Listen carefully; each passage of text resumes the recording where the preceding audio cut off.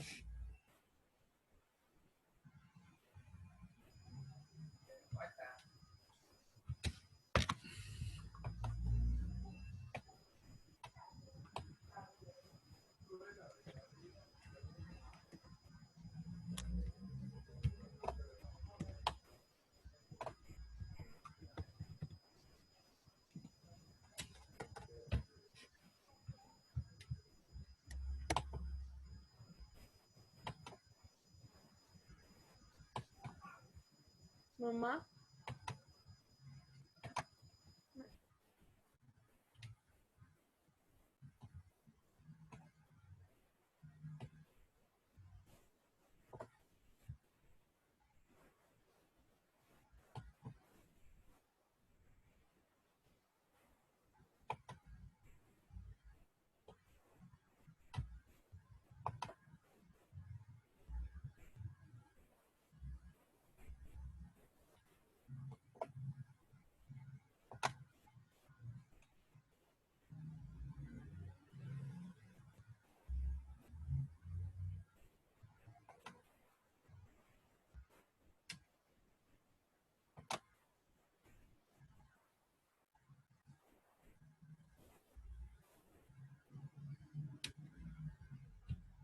Va a pasar clase primero.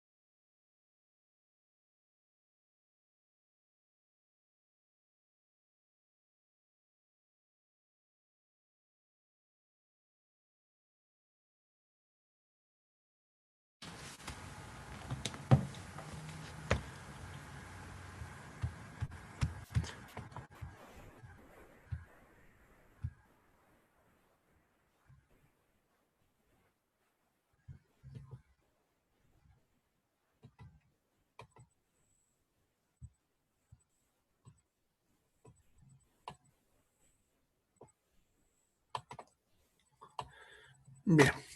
Buenos días, chicos.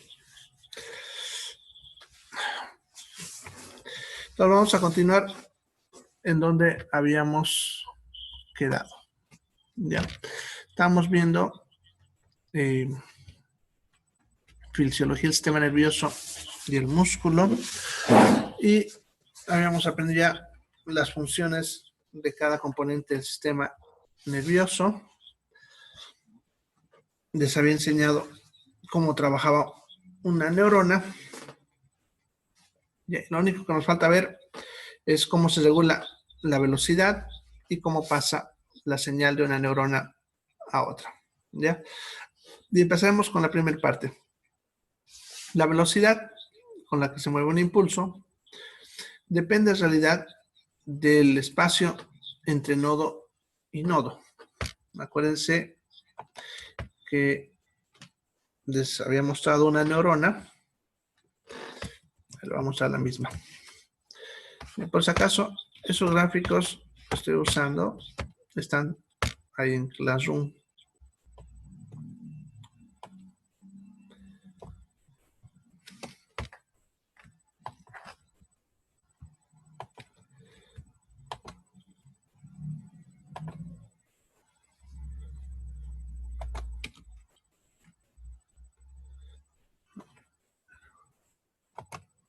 Era este.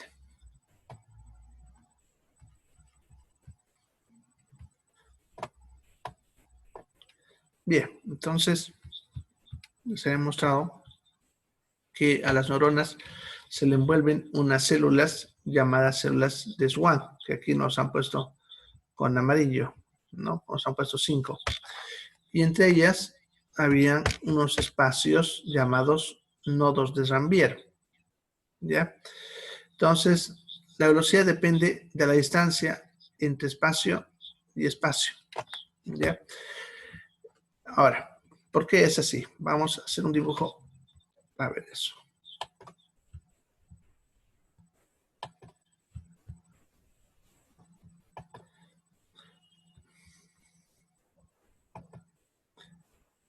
Bien, vamos a suponer que esto es un axón, ¿ya? De cualquiera, ya que vamos a dibujar otro axón de otra célula. Ya puede ser cualquier célula. Ya.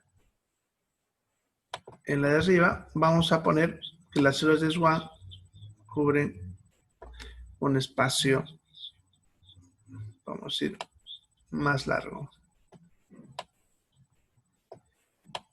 Ya, entonces, las células de Schwann no se olviden que envuelven al axón. Ya, entonces, si yo los dibujo así, están envolviendo al axón. Que sea una, este es su núcleo, otra con su núcleo, esta con su núcleo. Y en este de abajo vamos a dibujar más cortitas. Ya están más pequeñas, más angostas, si ustedes quieren. Ya, las células de Schwann. Por lo tanto, como ven, el espacio entre nodo y nodo es más corto. Así, ¿no? Entonces, estas serían las células de Schwann. Están ahí envolviendo. Ya. Ahora, el impulso, no se olviden que es el movimiento de la electricidad que hemos hablado cuando invierte la polaridad. Acuérdense que por dentro la polaridad es negativa por dentro. Ya en este caso sí, vamos a poner negativa, ¿no? Ahora, como ven, estoy dibujando esas cargas eléctricas negativas solamente en las áreas de los nodos de Rambier, ya que en las áreas donde están las células de Schwann no hay carga eléctrica porque las células de Schwann prácticamente, como decía, están envolviéndola y producen una sustancia llamada mielina que no permite que haya flujo de electrones. Por lo tanto, en esas zonas no hay movimiento de electricidad. ¿Ya? Ahora, cuando va a haber potencial de acción, lo que va a pasar es que ese potencial va a saltar de un nodo a otro nodo, así. Va a ir saltando de espacio en espacio, haciendo que se vaya invirtiendo, ¿no? Se va volviendo positivo acá, de ahí va a saltar acá, y de ahí saltará acá, ¿no? Así, ya, ir saltando de nodo a nodo. Lo mismo en este caso, va a saltar de un nodo a otro nodo y al otro, así, ¿no? Sucesivamente, ya, en ambos lados, ¿ya? Ahora, en este caso también lo mismo, empieza aquí positivo, luego salta acá, haciéndose positivo ahí, luego ahí, acá, y por último acá. Ahora, si se dan cuenta, si ustedes lo analizan, ¿ya? ¿Cuál va a llegar más rápido?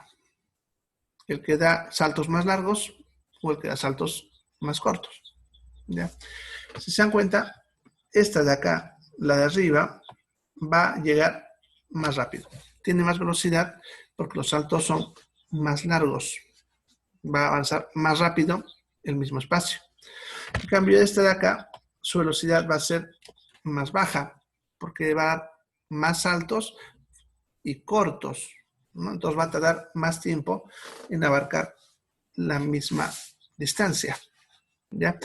E incluso en el cerebro, para que tarde más, no hay estas células de Schwann así envolviendo, para que la membrana vaya despolarizándose progresivamente, ¿ya? Entonces, es lo que hace que la velocidad del impulso varíe de una neurona a otra. Y eso depende de la distancia, como les explicaba ayer, que no es lo mismo que la señal viaje de la punta del dedo del pie hacia el cerebro que de su nariz a su cerebro, que es más corta la distancia, ¿ya? Entonces, por ejemplo, las neuronas que recogen señal del miembro inferior del pie son más veloces que las que están en el rostro, ¿ya? Para que todas las señales lleguen al mismo tiempo, ¿ya? Bien, eso es entonces cómo se regula la velocidad del impulso nervioso. Bien. Entonces,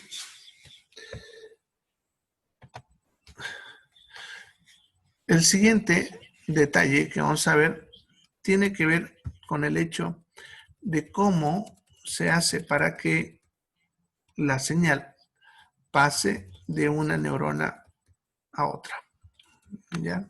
Vamos a ver un dibujito acá.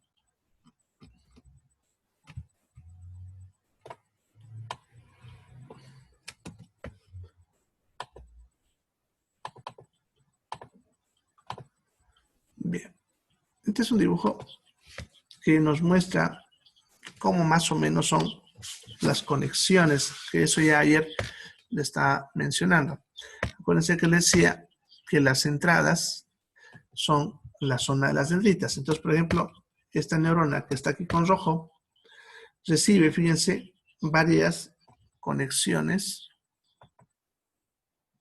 Vamos a cambiar a color negro. Se va a ver mejor este dibujo. Bien, como pueden ver, acá, miren, hay una conexión que está llegando.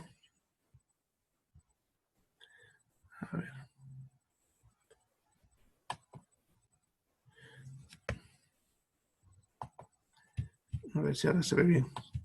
Ya se ve mejor. Ya, entonces vemos aquí un axón de otra neurona conectando en las dendritas, como pueden ver, en una dendrita, en otra. Ya, lo mismo al otro lado. Está llegando la conexión de otra neurona. Entonces, por ahí la señal entra aquí adentro, se empieza a despolarizar, como hemos visto. Esa corriente de despolarización va a viajar de todas las direcciones, va a entrar por el axón y va a empezar a viajar por ese axón, como habíamos enseñado, salto a salto, entre espacio y espacio, ¿no? Bien, bueno, ya se me hizo más chiquitito, pero va a ir ahí y va a conectarse a otra neurona o otra célula. ¿Ya? Ahora, ya saben que ese impulso se mueve dentro de la célula, eso ya sabemos, pero la pregunta es, ¿cómo pasa de una célula a otra? ¿Ya? En otras palabras, ¿cómo se hace acá, en ese punto, o en este punto? ¿Cómo se hace para que esa otra neurona le pase la señal a esta? O aquí donde esta termina, ¿cómo hace para pasarle a otra. ¿Ya?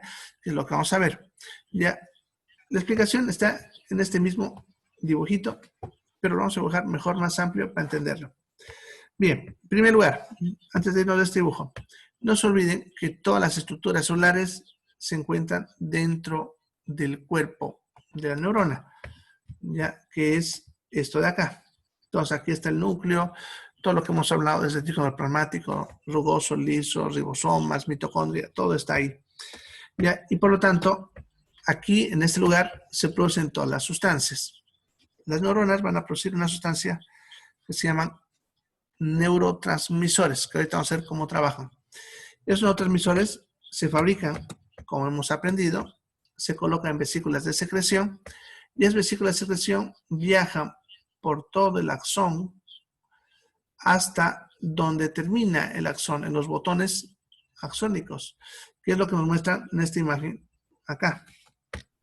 ¿Ya? Estas bolitas que ven con puntitos verdes serían las vesículas de secreción y los puntitos verdes serían los neurotransmisores. ¿Ya?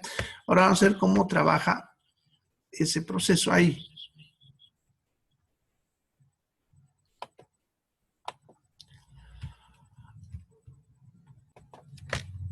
Bien.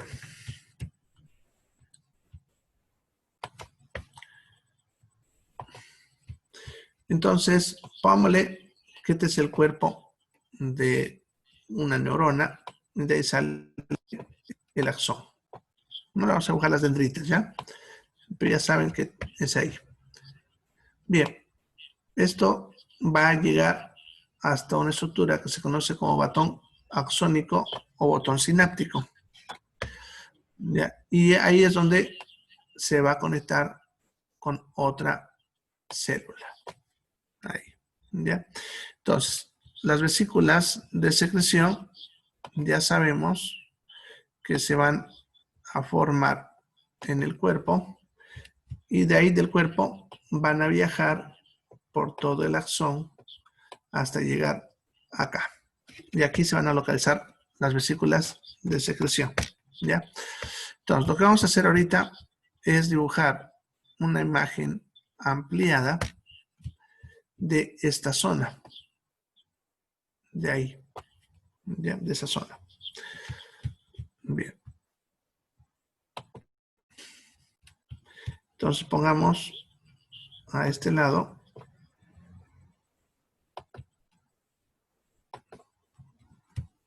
la membrana. Vamos a reducir un ratito. Así.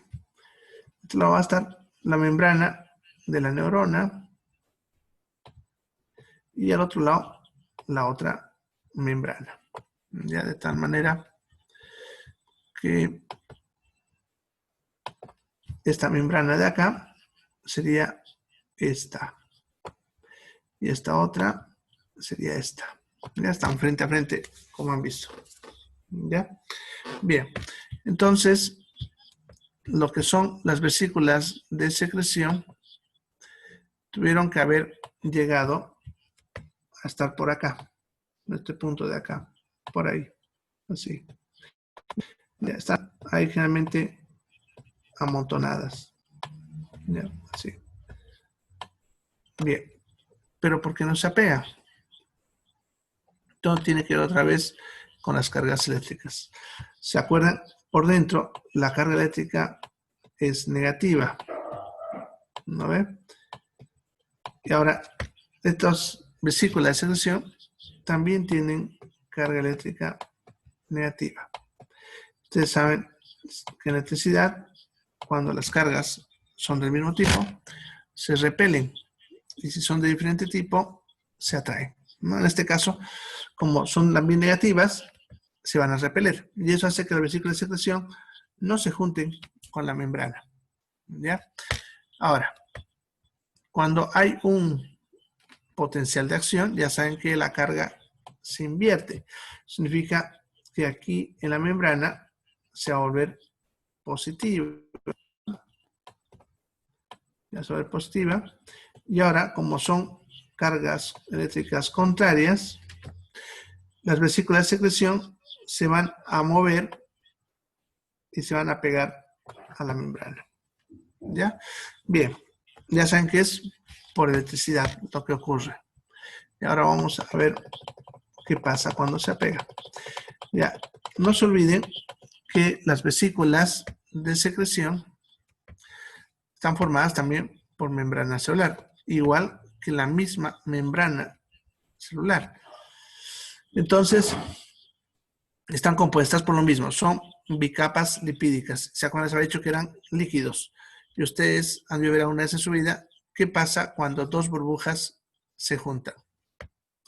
Se fusionan, ¿no? Entonces, pongámosle que una de estas vesículas se apega ahí. Vamos a ver con azul, ¿no? Ya, lo que va a hacer es fusionarse a la membrana. Ya. Bien. Para eso vamos a dibujar de nuevo a la membrana. Pero un ratito.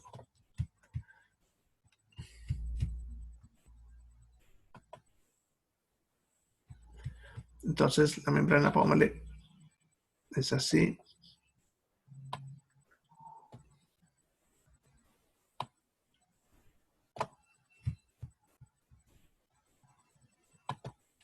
Bien, entonces, esa vesícula que se apegó se va a fusionar de tal manera que va a quedar así. ¿Ya? Se fusiona.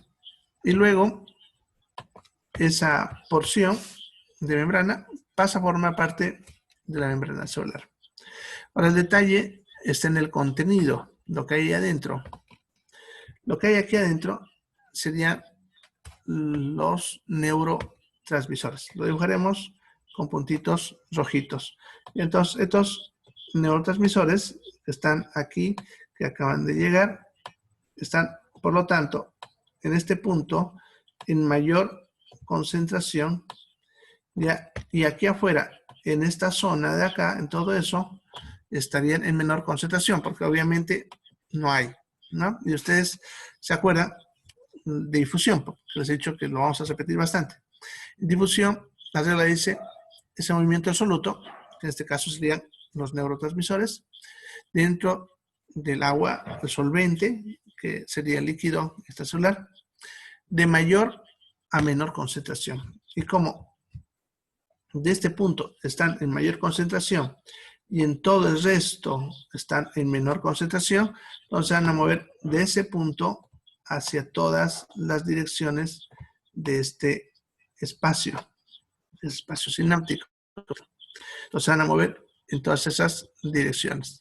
Ya, en algún momento alcanzarán a la otra membrana, ¿no? Y toparán a la otra membrana. Y aquí es el detalle.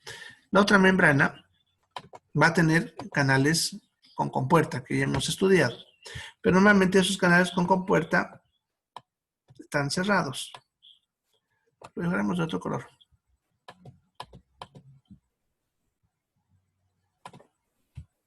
Y entonces, los canales con compuerta normalmente están cerrados. ¿Ya? Pero cuando un neurotransmisor se apega al canal con compuerta, lo va a abrir. ¿Ya? Es como la llave, ustedes quieren. Este canal con compuerta está cerrado, se abre. ¿Ya? ¿Eso por qué? Porque se apegó un neurotransmisor. Ahí se apegó. Entonces el canal con compuerta se abre.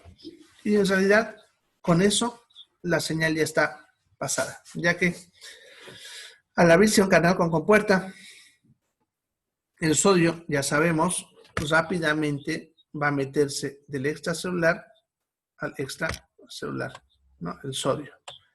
Entonces, al hacer eso, ya sabemos que estamos haciendo un nuevo potencial en esta otra célula. Y esta otra célula estaba descansando y al momento de abrirse esta puerta, entra sodio.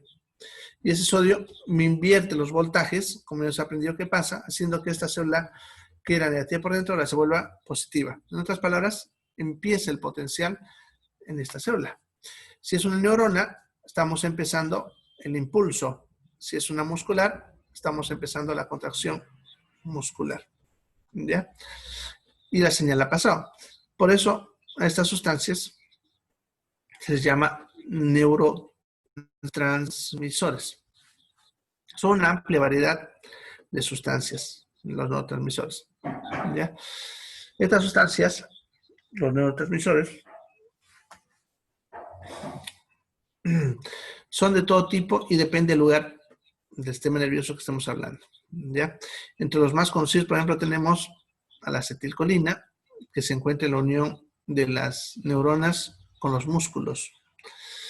Tenemos a la serotonina, que se encuentra en algunos centros cerebrales, como el centro de control del placer, del sueño. ¿Ya? Por eso, si falta ese neurotransmisor, tenemos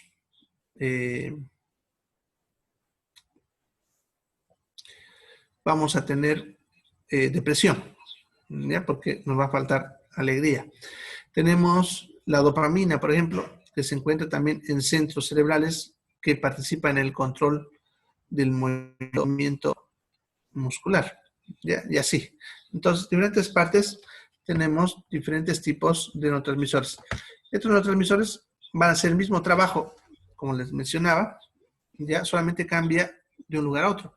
¿Y por qué pasa esto? No se olviden que estas moléculas se mueven por difusión. ¿Ya? Entonces, si fuese un mismo neurotransmisor, pudiese que de una zona cerebral se moviese a otra y activaría otros centros que no deberían activarse. Por eso son muy específicos de zonas neurológicas. ¿Ya? Cada zona de trabajo tiene su propio neurotransmisor. ¿Ya? Bien. Entonces ya saben qué pasa así. Pero aquí hay un pequeño problema.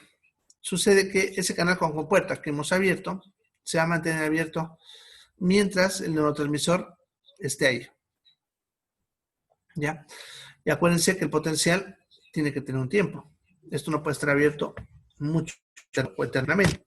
Ya que si pasas eso, el sodio se entraría constantemente y eso generaría que el sodio aumente dentro del espacio intracelular, lo cual produciría que la célula termine explotando, ¿no? Porque si se entra mucho sodio dentro de la célula, detrás del sodio se entraría el agua, eso hincharía la célula y la terminaría reventando.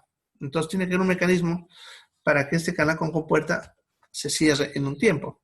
Y ahí es donde entran otras moléculas que las dibujaremos con, a ver, verde. ¿Ya? Se llaman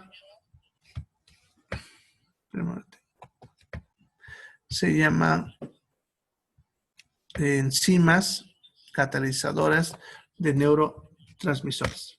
¿Ya? Son proteínas que se encuentran en este espacio, que se fabricaron igual como todas y se botaron a este espacio. ¿Ya? Y se quedan ahí. Entonces, estas son proteínas que cazan a los neurotransmisores para destruirlos. Entonces, ni bien los neurotransmisores salen, estos ya están capturándolos, están capturando y destruyéndolos. ¿Ya? Pero algunos neurotransmisores van a llegar a abrir el canal con compuerta. Pero cuando ya pasó eso y pasó un tiempo X, que ahorita vamos a hablar de qué depende el tiempo, entonces ese neurotransmisor es destruido y por lo tanto el canal con compuertas se cierra. ¿Ya? Vamos a poner que aquí está nuestro mismo canal con compuertas, pero ya cerrado porque su neurotransmisor que estaba ahí en contacto en este punto ya fue alcanzado por la proteína catalizadora. Ya está de acá, ¿no? Entonces pongámosle, llega ahí y lo destruye. ¿Ya? Y al destruirlo, el canal con compuerta se cierra. ¿Ya? Bien, entonces, esto es lo que da el tiempo. La relación entre estas proteínas destructoras de los neurotransmisores y los neurotransmisores. El tiempo que este canal con compuerta permanezca abierto depende de la cantidad de ambos. Si alguno de ellos aumenta o disminuye, el tiempo variaría. pongámoslo así. Si los neurotransmisores incrementasen, fuesen más número, este canal con compuertas permanecería más tiempo abierto, ya que estas sustancias destructoras tardarían más tiempo en destruirlas. Si por el contrario el neurotransmisor estuviese disminuido, estarían menos tiempos abiertas y también incluso puede pasar que nunca lleguen a abrirlas, porque si son muy pocas, ni bien salen, son destruidas. Y lo mismo pasaría con la cantidad de las proteínas catalizadoras. Si estas de acá estuviesen aumentadas, de repente el neurotransmisor nunca llegue a abrir, porque no llegaría, porque si están muchas, las capturan ni bien salen, o duraría muy poco tiempo. Si por el contrario fuesen muy pocas, el canal con compuerta estaría abierto más tiempo, porque tardarían más tiempo en destruirlas. ¿Ya? Bien, eso por ejemplo explica algunas patologías y algunos medicamentos que nosotros usamos. ¿Ya? Por ejemplo, lo que les mencioné al rato, la depresión se debe a que falta de la serotonina, que es un neurotransmisor de ciertas zonas del cerebro. Si este neurotransmisor falta, entonces las neuronas no reciben la señal adecuada y eso nos genera sentimientos de tristeza.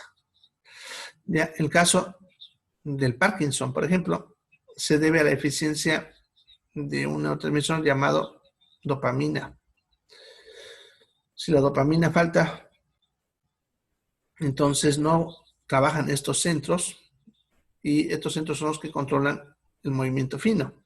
Por eso es que los pacientes con Parkinson tiemblan. Ellos no pueden hacer movimiento fino y usan los músculos de trabajo grosero o fuerte para poder hacer sus movimientos. ¿Ya? Bueno, y en cuanto a medicamentos, el mejor ejemplo son relajantes musculares. ¿Ya? Cuando estamos a operar a un paciente, a veces vamos a usar relajantes musculares.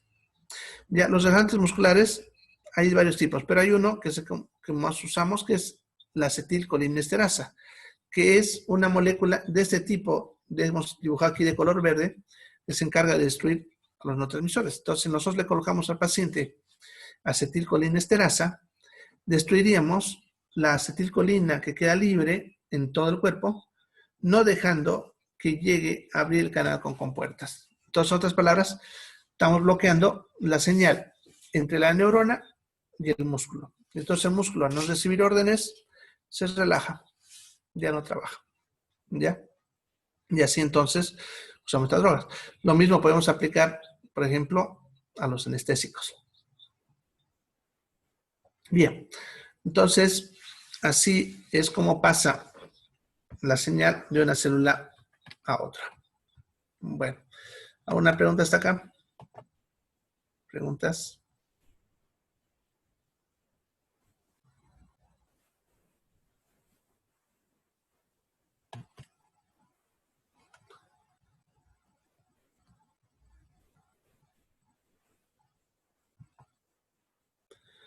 Bien. Doctor, ¿qué pasaría si en caso de que no estén, por ejemplo, para que cierren, digamos, las puertas? Los cositos verdes, ¿cuál era su nombre? Enzimas catalizadoras de neurotransmisores. Las enzimas, digamos, para proteger eso, digamos, que no se abran. ¿Qué pasaría? Ya. Si faltasen esos o estuviesen disminuidos, ya, entonces los neurotransmisores mantendrían abiertos los canales con compuerta mucho tiempo. ¿Ya? Eso permitiría que el sodio se entre al espacio intracelular. Acuérdate que el sodio, si bien debe entrar, debe ser por corto tiempo, ya que luego debe ser botado, porque dentro del intracelular el sodio siempre tiene que estar bajo, ¿no? Ahora, si esa puerta está abierta por mucho tiempo, se va a entrar el sodio hasta que se iguale con el extracelular. ¿Ya? Eso haría que dentro del espacio intracelular el sodio aumente. ¿Ya? Ahora, si te acuerdas, hay un fenómeno que se llama ósmosis, en el cual el agua se va a mover detrás de los solutos, donde hay mayor concentración. Entonces, el sodio, al haber entrado dentro de la célula y haber aumentado su concentración, el agua por ósmosis va a empezar a entrarse dentro de la célula. La célula, si bien tiene su capacidad para poder tolerar cierta cantidad de agua, ya va a empezar a estirarse, ya como un globo cuando vos lo inflas con agua. Y en algún momento esa célula revienta. En otras palabras, se muere. ¿Ya? Eso generaría lo que vos me preguntas. Tal vez el mejor ejemplo para esto es cuando hay convulsiones seguidas. Miren, un paciente que sufre una convulsión, lo que le está pasando es que todas sus neuronas están en potencial de acción, ¿no? Justamente porque todas recibieron una señal, una descarga hipersincrónica, nosotros le llamamos. ¿Ya? Todas las neuronas botaron sus neurotransmisores y por lo tanto todas las neuronas también recibieron orden de iniciar potencial de acción al mismo tiempo. Eso genera la convulsión. ¿Ya? Luego,